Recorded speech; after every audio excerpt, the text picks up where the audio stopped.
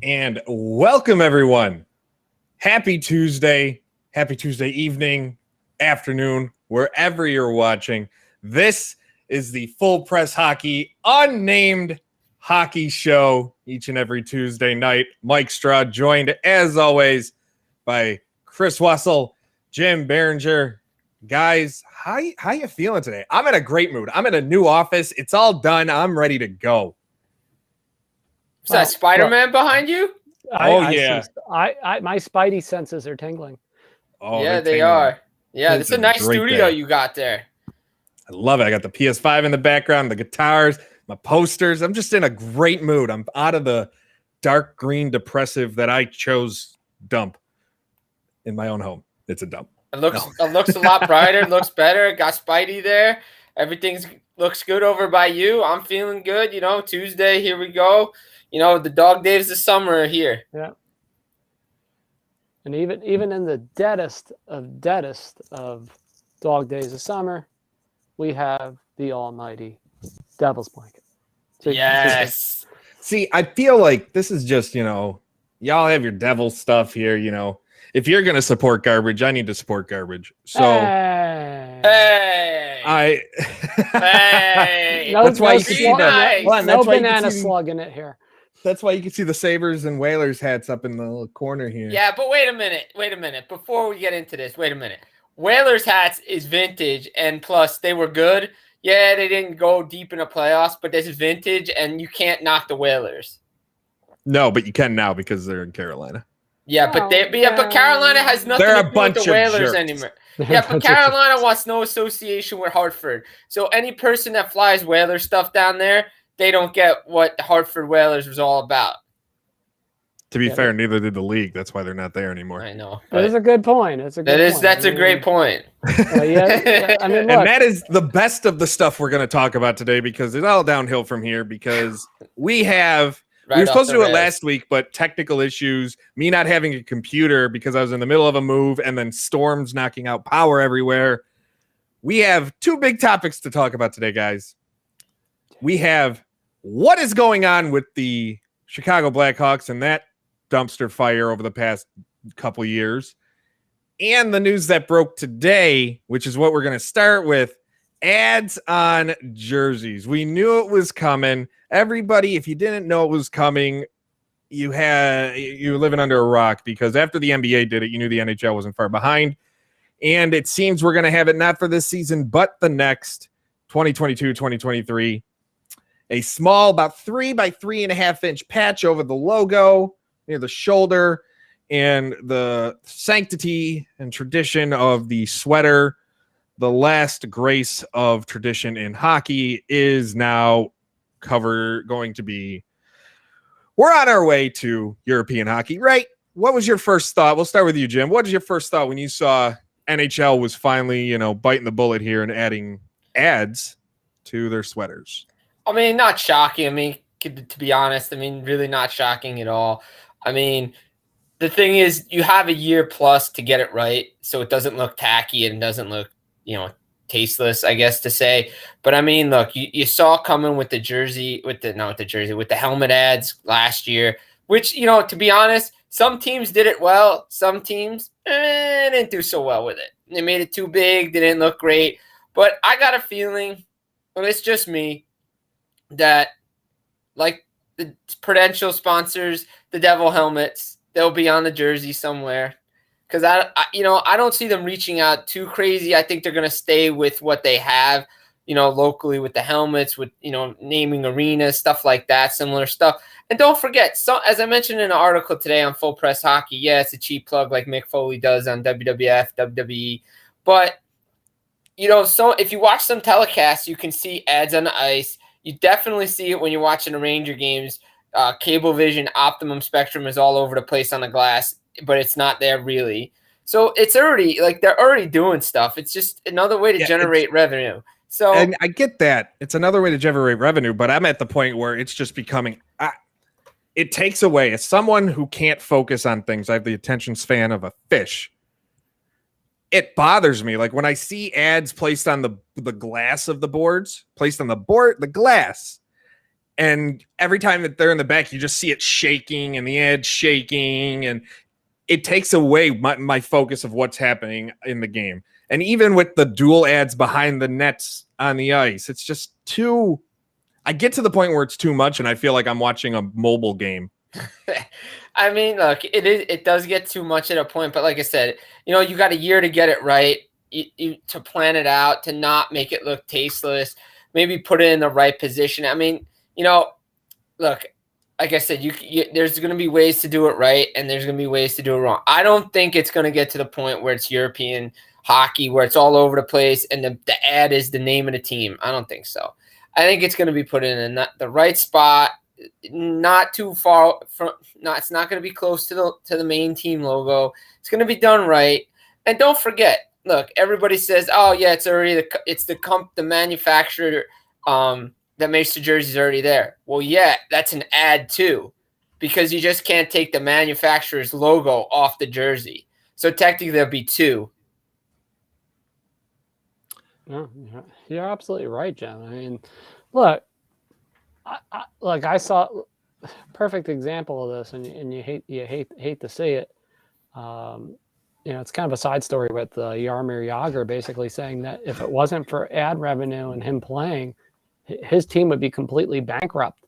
I mean, that just puts it in perspective right there. We're not going to get to that point here. We're not going to have, literally an ad covering every single stinking inch of space, like the whole entire screen. Like, so, I mean, folks, relax. It's not going into effect this year. There's time to get this prepared and done at least halfway decently right by NHL standards. And we have to say that because it is the NHL. I mean, this is a league that sometimes could have 30 chances to get something right, and they don't quite deliver on it. So, look, at least it's not going in effect this year. People will live. I just don't like the idea. I'm gonna continue. I know you say I know you say don't worry about it, or like I just the NHL is gonna get it wrong because again, like you said, they've had 30 chances to get things right and they still fail. The NHL will get this wrong. 2, we all know they're gonna be the league that allows a certain organization, and I'm not gonna mention them, to get a sponsorship. 3, I just don't. It was the one place that I had, man, where I didn't expect to see ads. I didn't care about the helmet. The helmet, like, it didn't, like, no one noticed. I didn't notice too much, but the jersey, it's one of those things I'm going to notice. Well, I mean, practice jerseys already have ads on them. They don't count. Yeah, but it's still ad on a jersey. No, it's ad on a friggin' shirt at that point. Yeah, but you know how many people buy practice jerseys? I see a lot of them around when I'm playing open hockey. So yeah, I'd rather see people buy knockoffs than practice jerseys. That's where I'm at. Well, it's not that easy to get knockoffs anymore. It's a little tougher than it used to be. Yeah. But I mean, look, Mike, to a point, like Chris has said, they have time to get it right. I don't know if it's going to be like the Fig Newton like we saw in, Talladega Nights. I don't think it's going to be that obnoxious. But like you said, now it opens the door. Are we going to see gambling companies be on those jerseys now and stuff like that? It gets to a point where, all right, what ads, what companies are going to be on there? I personally, I think the Devils will either do Prudential or one of their sports books they have in the arena, something like that. That's just my opinion on that thing. But like I said, I think it's definitely a touchy subject, especially with some fans, because they don't want the sanctity of the jersey and the logo on the front to be, disbarred by the jersey ads. They don't want European hockey, all that stuff. But I think, the helmet ads were done right. Let's see if the NHL can do this right. And I'm hoping they can, because they have a year plus to get it right. And I know, I've heard people argue, well, look at soccer kits. But that's my issue. More people know the soccer jersey because of the logo, the ad on it, not the team's logo that sits where, it's basically as if you swap the ad for the patch that's going to be on the NHL jerseys. I don't think we're ever going to get to that point. If we ever did, I think there'd be a full class riot, and I think the NHL knows that. What I don't want to see are ads. Personally, are ads on the jerseys that get sold to the public. Because I am one, like, I'm already walking billboard for your team. I'm not going to be a walking billboard for a company.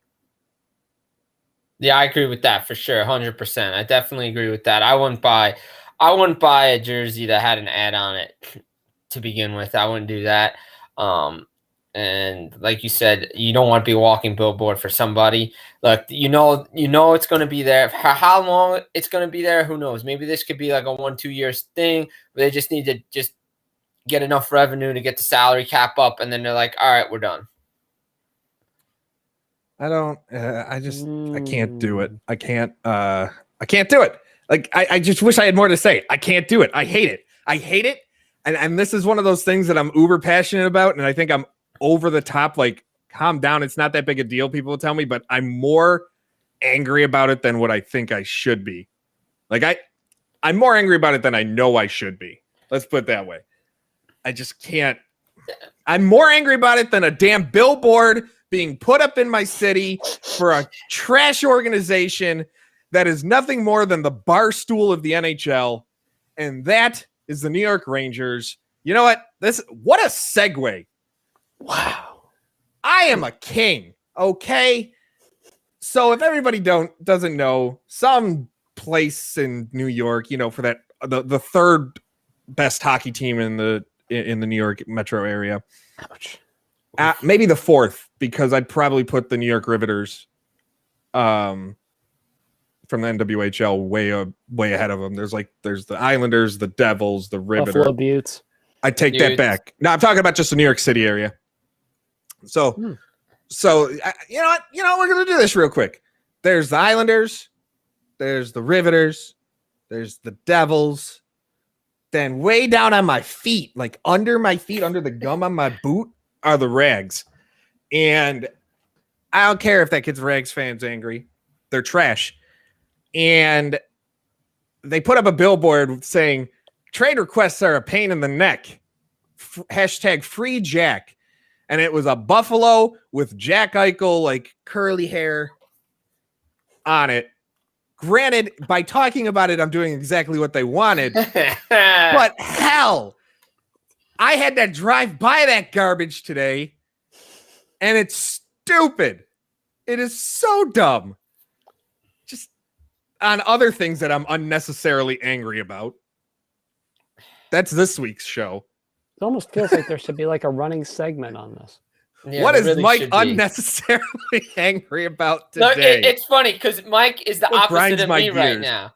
Like, Mike's the opposite of me right now. I'm like totally calm about this jersey ad thing, and maybe I should be a little bit more upset than I am, but I'm looking at it rationally, and Mike's just completely like off his hinges about it, which I get as a fan. Definitely, I'd be mad about it too. But analyzing, I'll be like, there's some time. We'll figure it out. I'll judge it when I see it. And if I see it and it's ugly as, heck, then I'll be on Mike's side 100%. Exactly. Yeah, go on, Chris. Yeah, it's one of those things where this is the time of the off season where it's like, what? Yeah, I'm good right now. We haven't hit like late September, October, where it's just like, yeah, you're gonna die. I mean, we haven't hit that stage. No, even though this off season's weird because we're only in this like dog days of summer. Usually we've been in for almost 2 months, so we're going crazy at this point. Yeah, we've only been in it for 3 weeks. I know, but it feels like 2 years. It does. It does. It really feels longer. Like we're only a month away from training camp. Yeah. That's crazy. And I'm not going to lie. I kind of like it. I know the players don't. I kind of like the shortened off season. A little bit. Me and too. Speaking of off seasons, another great segue. Let's talk about one specific off season. And this was supposed to be the topic last week, but again, we weren't here because of technical issues. And it is those Chicago Blackhawks. Now, we're not going to talk about what's going on off the ice because we've talked about it. We all have the same opinion on it. We all know that's a mess. We all know it shouldn't have happened, and it should have been dealt with immediately when it first started to get reported. But we're going to talk about what this organization is doing, what Stan Bowman is doing this year. And Chris, we'll start with you because I don't know what they're doing other than throwing out stupid money.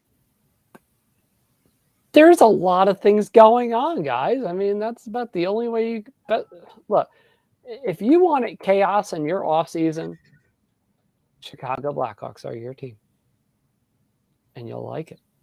By the way, just for the fun part of the equation for everybody out there listening, yeah, they're over the salary cap. So don't worry. And they got more to do. I mean, they just signed yesterday. I think it was Alex Nylander, which it's only $800,000, but that's still another $800,000. They got to figure out what the hell they're going to do with. Well, they kind of had to sign him because it was like, well, we need insurance in case such and such player gets moved, injured, etc. Insert pile of yuts here, or the God forbid case that Jonathan Toews somehow doesn't play this season. That's the only way out of cap hell at this point, unless they make another big trade, is Toews can't play and he goes back on long-term IR. All right, I did medieval bad math, which means it's really bad. Now they're $3 million. They're just a hair over $3 million over the cap, just a hair. So it's not horrible, and you could easily LTIR somebody. Yeah. I wonder who that's gonna be. Again, I wonder who that could be. Again, I mean, there's one obvious target, and he's on LTIR for one more year, and that's Andrew Shaw. So that's how they get they're technically $858,000 under the cap right now, technically. Yeah, I mean, the roster size, according to Cap Friendly, they're one over. Yeah. They are, they don't have a first-round pick next year. Nope. There's a lot of problems here. That is to Columbus. They do have draft picks. They have 3/3 next year, which they'll likely move. Stan Bowman is not one to sit and hold on to draft capital. He is to use it for players that he can get today. Mm-hmm. Or players that'll help him in the next year or so. But you have the guy, you have Toews still, we talked about. You got Kane, you got the Brinkat, you got Tyler Johnson. I just don't. That's Seth Jones' deal, man. Yeah, it's only a 5 mil, 5.4? It's right on the screen. 5.4 cap hit this year. Then next year is going to be even worse, but you have to make the decisions now of what you're going to do, because you did sign Jake McCabe to, if he stays healthy, it could be a really good deal, but that if is huge. Yeah. 4 years, 16 mil, and then sure, you got Fleury. He's 7 mil for this year only. I highly doubt he finishes the season in Chicago. But I don't know. It's like he's trying to, because he knows the window's closing with Toews and Kane. They've already got rid of Seabrook. They already got rid of Duncan Keith. Crazy to think, isn't it? They are, that core cup run is gone, other than the two main forwards, and their windows are running out. Now, I'm not saying they're falling as players, because Pat Kane is still one of the most dynamic playmakers in the league. He's proven it, even at 32 years old, he's still able to put up a ton of points. But they have nothing around them. The last few years, their drafting hasn't been good. Their free agent pickups just haven't been good. Nothing they're doing. They had Robin Leonard. They didn't give him the money he ended up getting in Vegas. And they'd probably be better off had they signed him, to be honest. But it's like they're trying to do these quick bandages of using little kid-sized bandages on a stab wound. Yeah, and it's not going to stop any sort of bleeding. We got a gusher here, and it's a gusher that could burst at any time, just because. And again, we talked about the off the ice stuff, but just on the ice, it's like, okay, how are you stacking up this first off the defense, which was last year. I mean, you're hoping Marc-Andre Fleury in his late 30s can stop the bleeding at least enough, and that may be a bit of a tall order with what's there. Oh, by the way, just so everybody knows, that Jake McCabe deal includes a modified no trade clause. That made no sense to me. Wow. So one of the wrinkles in this, as I said to somebody who works on the Chicago beat, I was like, so you paid a guy who comes off a pretty significant injury $4 million a year for the next 3 years, and you give him a 7-team no trade list. Oof. Why? It makes I don't know. 0 sense. I mean, even UC Saros, who's the 3rd best goalie in the league right now, he didn't get any trade protection. Nope. I know it's different positions, but I mean, he's also more. I know. I don't want to say a more proven player, but a more proven player. I'm gonna say it. Don't want to. You might as well. Well, he is. I mean, he's definitely a more proven player. I mean, look, he had to play with John Hines, for crying out loud. Yeah, that gets you bonus points along. It's just that's just the fact of the matter. But look, this Chicago team, and I know people have already been trying to go, okay, well, how is the depth charts going to look and this sort of thing, and it's like, I mean, it's rough. I mean, there's no other way about this. When you look at this roster, though, so say Taves comes. Say Taves comes through and he plays. Okay, we're just going to say he plays. What realistically can this team do to get under the salary cap and still be somewhat competitive? Because it's tough. It's tough. Like you think because of who they have up front, they might, and if Fleury recaptures some Fleuriness, he can kind of carry him a little bit to the postseason. But what are they going to do for a bottom 6 or even a second line because of the moves they got to make? Like, are they going to have to get rid of a guy like DeBrincat because of where they're at and where they got themselves? Like, I don't think anybody's going to want to take Tyler Johnson at this point from them. They're like, no, you're going to, unless you give us something, because we're not going to take that $5 million. If I'm a GM, I'm not taking that $5 million per year over the next 3 years for a guy who'll be 34, 35 almost. Like when that's done, like I'm not. It's hard for me to see what they can do right now to really make this work. And I'm just super happy I'm not in Stan Bowman's shoes, though he got himself into this mess. Yeah, he did. He really got himself in this mess. I mean, it started with the Tyler Johnson trade. I mean, I don't understand. Like, look, kudos to Julian Breezewell for getting Tyler Johnson off the books. But when are teams going to make these teams that are up against the cap pay? Like, there was no reason for Chicago to take on all of Tyler Johnson's salary. They didn't need to take on all of Marc-Andre Fleury's salary either. That would have helped them tremendously, going forward. But again, Stan Bowman thinks there's a window with the Chicago Blackhawks to win another cup. Now, don't get me wrong. They were a surprise team last year. No one expected them to be in the playoff mix as long as they were. And for a good while there, they were hanging on, and then they just couldn't hang on anymore. But the thing is, in the modern salary cap era, you cannot have players making over $10 million. That just doesn't work. You see it with the Leafs. Tampa's got guys under 10. I think you can. It's tough. But, yeah, I don't think you can have multiple. No. But I think you can get it with one. One, definitely, but you can't have two. No, if it was just Kane, if Taves doesn't come back, I think they're fine. Right. let's put it out there. I think they're fine on the ice.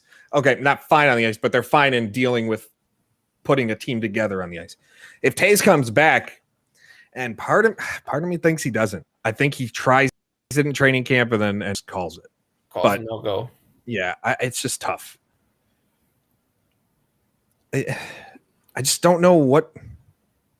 I don't know what they can do. I'm literally trying to think, and I'm silent because my brain is frying at this point, trying to think of what the Blackhawks could realistically do, like who they could package for a deal. Because again, they don't have a first-round pick to try and get things in a more better situation. Like you have a lot of players hovering around that $1 million, but you have to be able to get rid of.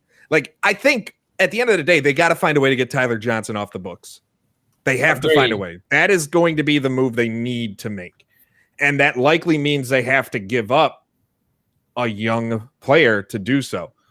Like my bold thought here is by the start of the season, DeBrincat and Johnson are both in a package trade somewhere. Yeah, I agree. Dylan Strome might be the guy that goes. I agree with that. I don't think Stan Bowman wants to give up Alex DeBrincat. He's too much of a future. I mean, look what he did last year. If I'm a GM, I don't care about Chicago's future. I care. It's like, if you want to get these numbers off the books, then you're going to have to give me what I want. Otherwise, good luck getting out of that hell. There'll be a team that takes it. It'll be probably Arizona. Let's be real. Yeah, Strome will go back to Arizona. I mean, yeah, I'm sure he'll be so happy. Because he wasn't happy there to begin with. And no, that's its own mess that could take about a month to explain. But look, right as of this moment, Chicago is okay. Now, if they go and sign anybody, look, you could have 28 million players on your roster, like another team in the league, and still be under the salary cap. So it is possible. In this case, though, when you're looking at like we mentioned a little bit on roster construction here, they got a mess and a half, because you're going to basically have what looks like to be a first pairing of Seth Jones and Calvin DeHaan. Okay, that's not horrible. No. But DeHaan really tailed off badly last year. Yes, he did. And nobody honestly knows if it was COVID, if it was just, his play took a turn, what exactly happened. So you want to give him the benefit of the doubt, but I'm going to say this. And this is where your concern lies, guys. The only guy on that team that can really play proven minutes for better or for worse on defense right now is Seth Jones. Mm-hmm. That's not good. No. I mean, you look down the line. Calvin DeHaan averaged a little less than 19 minutes last year. His career high was in the early days of the Islanders, but obviously in his time in Chicago and even Carolina, he never played more than 20 minutes. So, okay, we went back to talk Jake McCabe. He's not going to play much more than 20 minutes. He's only done it once in his career. No, he shouldn't. And he shouldn't have to. If he does, then he should be, to me, like a 15-minute max type of defenseman. Yeah, that's pretty much about right. I mean, Don Granato, even last year, had him playing just about 19 minutes a night, and that was probably stretching it, and yet it somehow worked. That's not going to happen in Chicago. No, it worked because Don Granato put him in situations where he could play that role. He wasn't going out against Most of the tough. He wasn't going out against top lines. That's pretty much how it is. Yeah, I think second line. I think that was what he was doing. He's playing second line minutes. Yeah. Yeah. And then you go down the line. Obviously, McCabe, no. Murphy, no. Let's be honest. And then after that, it just gets uglier and ugly. You don't want to look anymore, and that's where you go, oh God, again. I mean, you added Seth Jones, but the reality is this could be a bottom third penalty kill again. So if you were in Stan Bowman's shoes, Jim, we'll start with you. You have to make one move, big or small, no matter what it is, whether it's putting a guy, like waiving a guy, buying him out, whatever, trading him, bringing in somebody. If you're Stan Bowman and you have one move to make to turn this year around and try and actually be a playoff team, is there one move you can make? If so, what would it be? Well, there's a couple of moves I would do if I'm Stan Bowman looking at this roster. One of them, and there's a couple names on here. You mentioned Dylan Strome. There's Dominic Kubalik could get moved. Brett Connolly can get moved. Brendan Hagel could get moved. Adam Gaudette could get moved. Heck, they could throw Alex Nylander in a package as well, because those are the type of players that equal combined enough to get them under the salary cap. They should figure out a way to upgrade that defense. Now, Marc-Andre Fleury does not have the same defense in Chicago as he did in Vegas, where he stood on his head in his first season with Vegas. They were a mismatch, no doubt, but they were proven players. You can't rely on Marc-Andre Fleury to steal games every night at his age.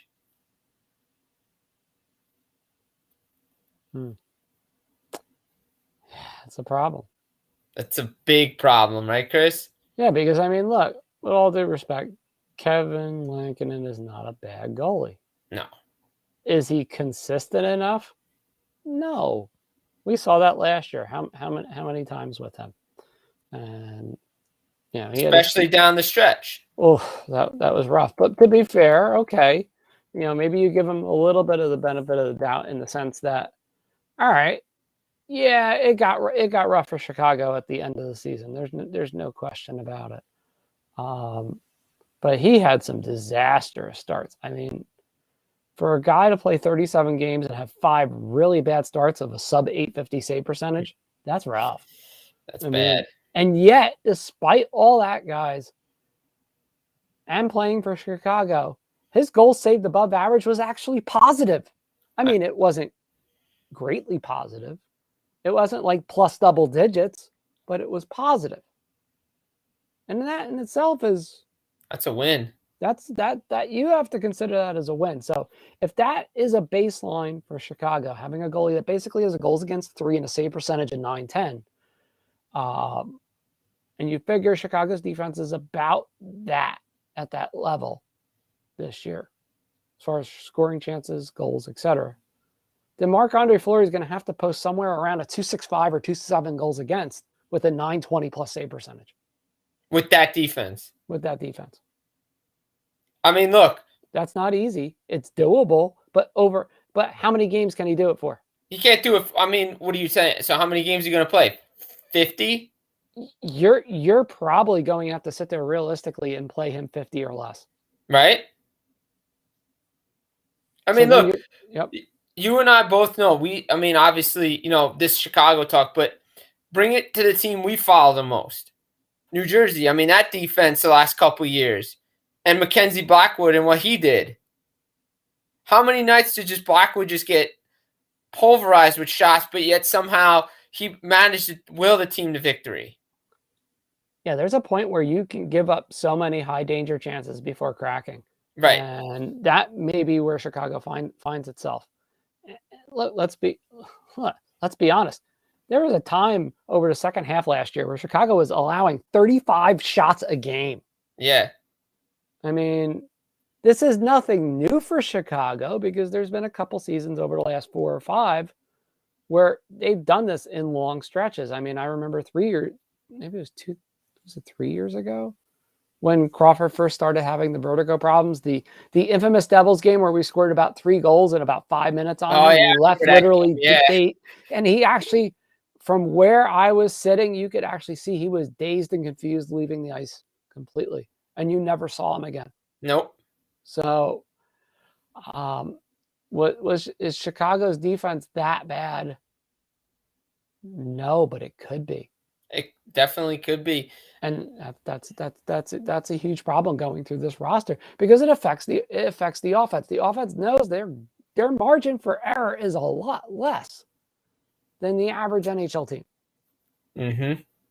And if I know I have to score 3 goals a night just to get the game in the overtime every night, that's asking a lot. That's asking a lot. Even in this era of, I wouldn't call it robust scoring, but a good deal more scoring than some of the errors that you and I have seen, Jim. Oh, absolutely, 100. I mean, we could go back to '90s dead puck era where the Devils just trapped the heck out of everybody. But look, I mean, up front, Chicago, I mean, they could put the puck in the net. Kirby Dach's there, DeBrincat's there. Kane, look what he's been doing. I mean, imagine if Chicago got in the playoffs last year and what Kane was doing. There is no doubt he should have been in the conversation for MVP because of just what he did.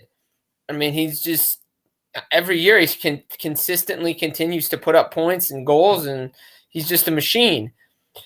It's just when is this team when is the official rebuild gonna begin like it did in Detroit? Like it's gonna have to in Pittsburgh.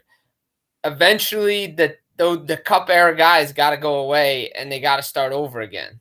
Okay. Now the one other wrinkle that I neglected to mention with the defense is this. Now, there's a little bit of a window at the start of the season that feasibly, if Chicago felt that Jake McCabe wasn't making a full recovery with his knee, that they could place him right on the cusp of LTIR for about 10 games. Right. This is razor thin close because basically his surgery was a 6 to 9 month recovery timetable. And when did he have that surgery? I believe he had it in March. Right. So he's getting right there, right? He's right on the edge of it. So, I mean, he's on the low edge of it. I think they push it a good bit longer. And it goes more towards the 8 or even 9 month range. Or they could, let's put it that way, if they really had to. That's another option that they could use at this point that would alleviate their salary cap problem, at least for a little bit. Again, we're going through some of the possible scenarios here, and it's going to be enough to drive anybody nuts. We haven't even gotten to the offense yet, which poor Mike's gonna have fun trying to explain that. Now, unfortunately, we had to go through left wing lock just to see what this would look like. So, forgive me, I'm going to be shot dead for this or worse. Right. But now the problem is like we mentioned, all right, so there's obviously no Brennan Saad. He's 2 teams ago gone. Right.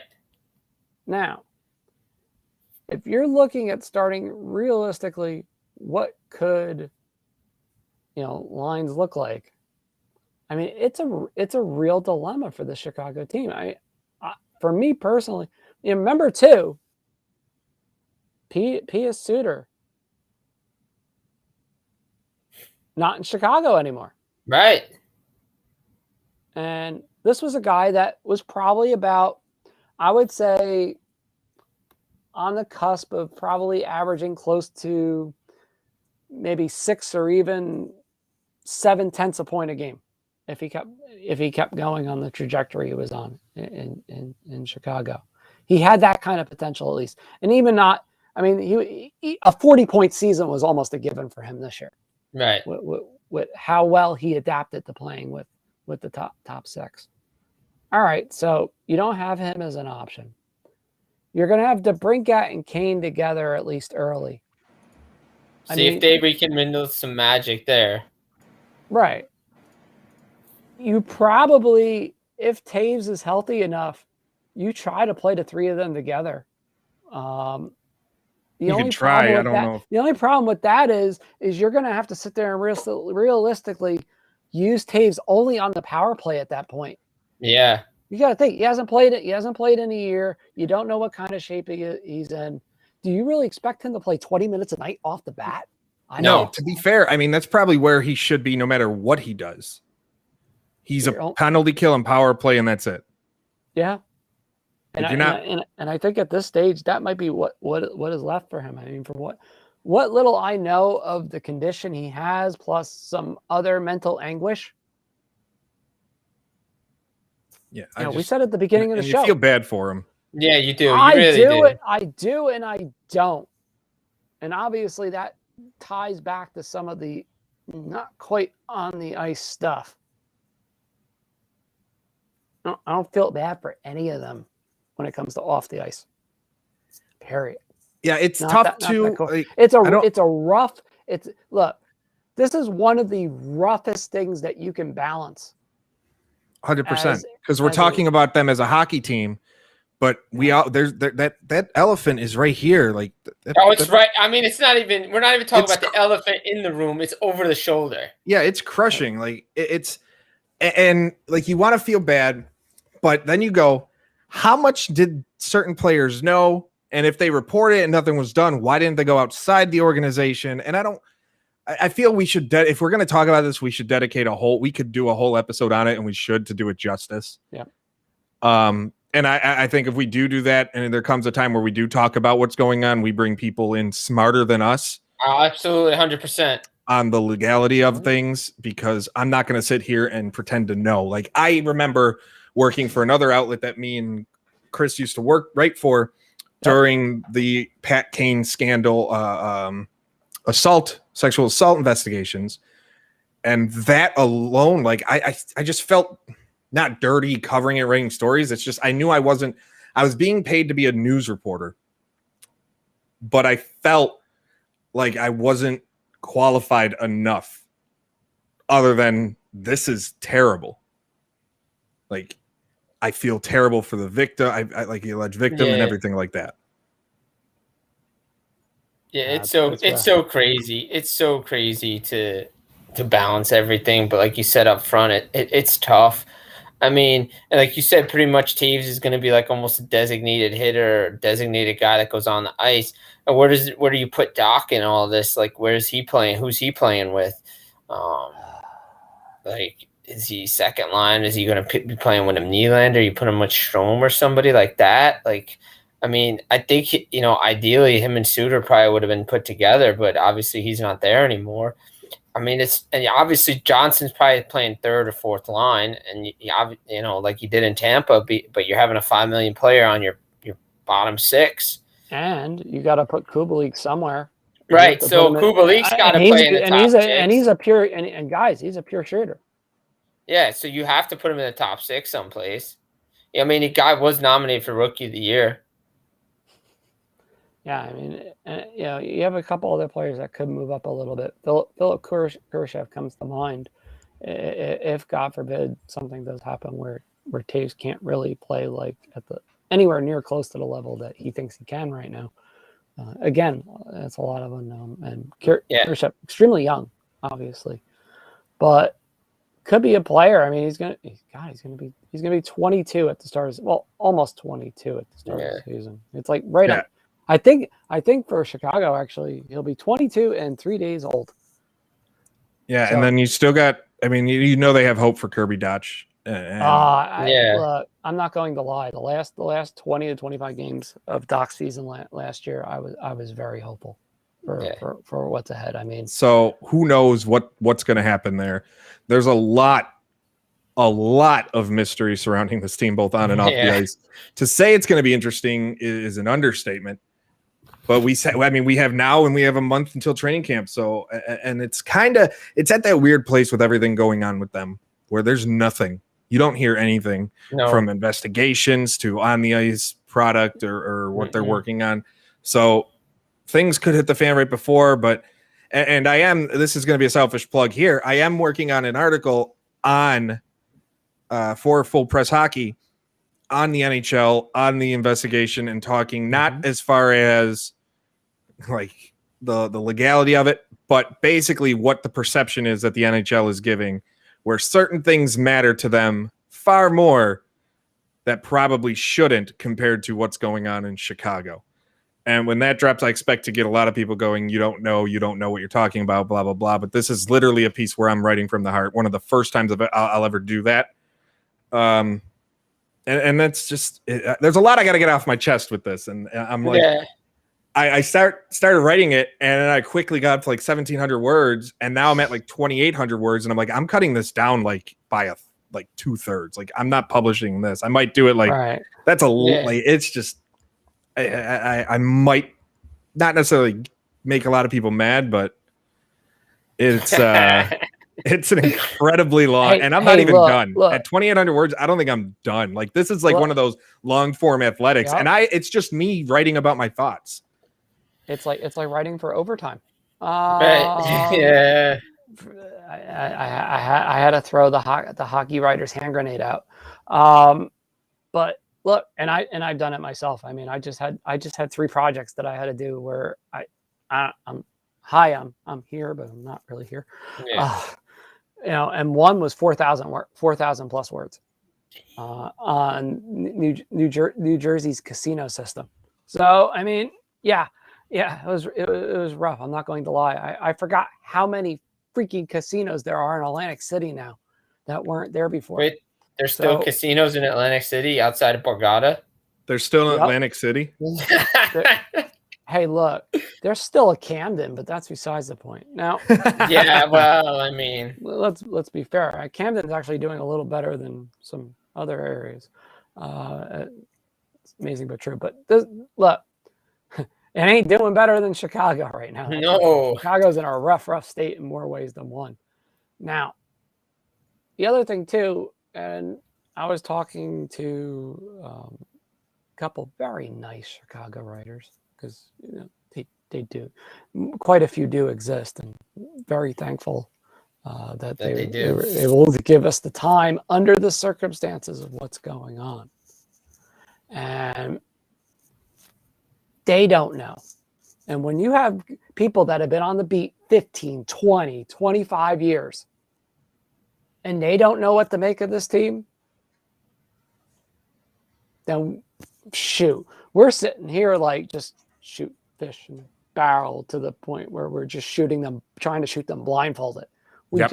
There's no way of knowing until training camp what this team even has. No, but it's going to be interesting. And you know what else is going to be interesting? Where we're going for the rest of this summer, because we have a month until training camp. And once training camp starts, that's when we begin our weekly, or right before training camp, we're going to be in our weekly season previews. But next week, you ready? You ready for this? I've been thinking about it. We're going to give the tease before we wrap up here. Ooh. Next week, we're going to continue our little fantasy world and armchair GM this a bit.